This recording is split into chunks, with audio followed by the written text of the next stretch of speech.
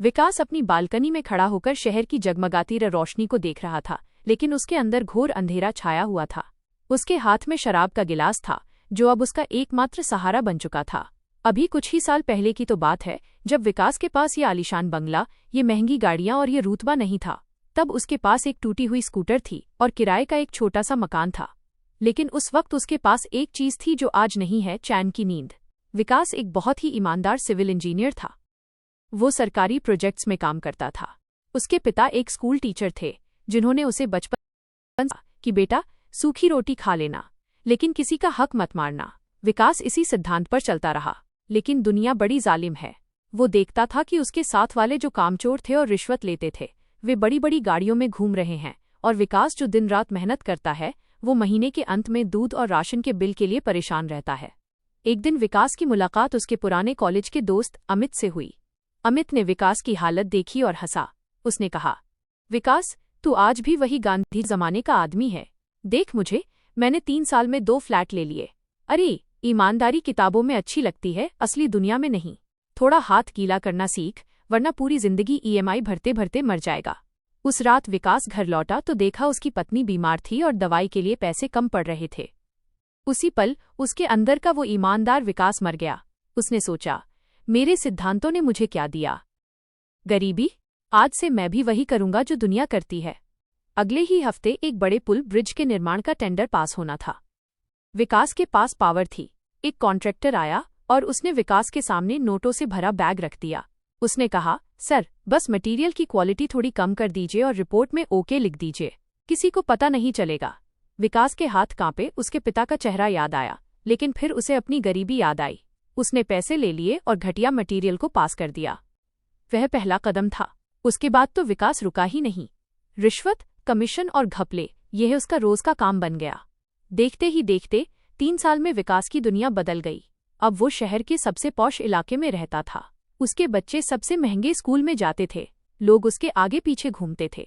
उसके पिता, जो अब बूढ़े हो चुके थे, उन्होंने एक दिन विकास से पूछा, बेटा, इतनी जल्दी इतना पैसा कहाँ से आ रहा है?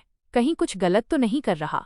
विकास ने अहंकार में झल्लाकर कहा, पापा, आप अपनी पुरानी सोच अपने पास रखिए। यह स्मार्ट वर्क है, आप नहीं समझेंगे। पिता चुप हो गए और कमरे में चले गए।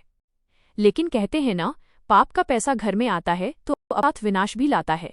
शुरुआत हुई घर की शांति से। विकास के पास पैसा तो बहुत था, लेकिन घर में क्लेश रहने लगा। उसकी पत्नी, जो पहले उसकी हर बात समझती थी, अब उसे शक की निगाह से देखने लगी। बेटा, जिसे विकास ने महंगे गैजेट्स और बाइक दिला दी थी, वो बुरी संगत में पड़ गया। और सबसे बड़ी बात, विकास को रात में नींद आनी बंद हो गई। उसे हर वक्त डर लगा रहता कि कहीं कोई जांच न बैठ जाए, कहीं उसकी पोल न खुल जाए। वो सोने के लिए गोलियां खाने लगा। फिर वो मनहूस दिन आया, जिस पुल को विकास ने 3 साल पहले पास किया था। भारी बारिश की वजह से उसका एक हिस्सा ढह गया। उस हादसे में कई लोग घायल हुए। जांच के आदेश दे दिए गए। विकास की फाइलें खुलने लगीं। मीडिया में उसका नाम उछलने लगा। जो दोस्त उसके पैसों पर पलते थे, उन्होंने फोन उठाना बंद कर दिया। विकास बहुत घबरा गया। उसने वकीलों को करोड़ों रुपए दिए, पुलिस को खिलाया, लेकिन कानून का शिकंजा कसता जा रहा था। इसी तनाव के बीच उसके जवान बेटे ने नशे की हालत में अपनी स्पोर्ट्स कार से एक्सीडेंट कर दिया और वो गंभीर हालत में अस्पताल में भर्ती हो गया। डॉक्टर ने कहा, बचना मुश्किल है, दुआ कीजिए।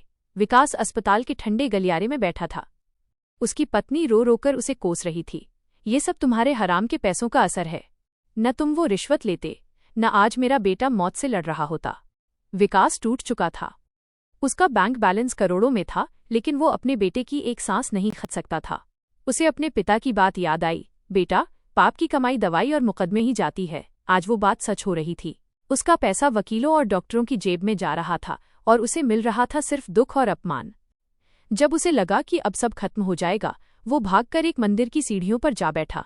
वो रो रहा था, चिल्ला रहा था, भगवान, मुझे सजा दे दो, पर मेरे बेटे को बचा लो। तभी वहां से कुछ भक्त गुजर रहे थे जो वृंदावन जा रहे थे। उनकी बातों में एक अलग ही शांति थी। विकास को लगा शायद वहां उसे कोई रास्ता मिले। वो पागलों की तरह अपनी गाड़ी उठाकर वृंदावन की ओर चल पड़ा। वृंदावन की गलियों में भटकते हुए वो एक सत्संग में पहुंचा। वहां लेकिन सन्नाटा ऐसा कि सुई गिरे तो आवाज आए। सामने एक संत बैठे थे, चेहरे पर अद्भुत तेज और आंखों में करुणा। वो थे श्री प्रेमानंद महाराज जी। विकास भीड़ को चीरता हुआ आगे गया और घुटनों के बल गिर पड़ा। वो फूट फूट कर रोने लगा। महाराज जी, मैं बर्बाद हो गया। मेरे पास सब कुछ है, फिर भी मेरे पास कुछ नहीं है। मेरा बेटा मर रहा है, पुलिस मेरे पीछे है, मेरी आत्मा जल रही है। मैंने सिर्फ पैसा कमाना चाहा था, ये आग कहाँ से लग गई? महाराज जी ने उसकी तरफ गहरी दृष्टि से देखा और कहा, बेटा, तूने धन तो इकट्ठा किया, लेकिन धन की शुद्धि नहीं की। याद रखना, अनीति और अधर्म से कमाया हुआ पैसा कभी फलता नहीं है। वो पैसा नहीं, वो आग है जो पहले तेरे सुकून को जलाती है, फिर तेरे परिवार को और अंत में तेरे अस्तित्व को। महाराज जी ने आगे समझाया, प्रकृति का नियम है, जैसा बीज बोगे वैसा ही फल काटोगे। तुमने समाज के साथ धोखा किया, तुमने अपने पद का दुरुपयोग किया, तो तुम्हें क्या लगा तुम महल में चैन से सो पाओगे? रावण की लंका सोने की थी, लेकिन अनीति की थी, इसलिए एक रात में जलकर राख हो गई। और राम जी की कुटिया में अभाव था, लेकिन धर्म था, इसलिए वहां शांति थी। विकास ने हाथ जोड़कर पूछा, अब मैं क्या करूं महाराज? क्या अब कोई रास्ता नहीं बचा? क्या मैं अब कभी शांति नहीं पा सकूंगा?